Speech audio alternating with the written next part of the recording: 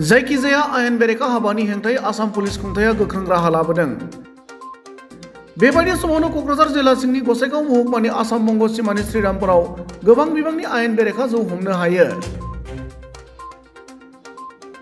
सिमलटापु police आउटपस्टनि IC Sanjay Kumar रायनि दैदेननाय पुलिसनि मोनसे हानजाया थांनाय हराव श्रीरामपुरनि राजा लामायाव सेबनानै सोनाब बंग फारसे थांबाय थानाय BR06G8732 नम्बरनि गंसे ट्राकआव आयेन बेरेखायै लाबोनाय जौखौ हमनो मोनो होनना पुलिसनि बिथिंनिफ्राय मिथिहोयो।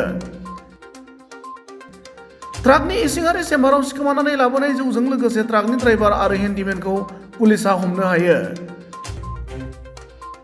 हमनो मोननाय जौखौ मेघालयनिफ्राय बिहारनि बैशालीसिम लांबाय थादोंमोन होनना ट्राकनि ड्राइभारआ सिमान जानाय बाथ्राखौ पुलिसनि बिथिंनिफ्राय मिथिहोदों।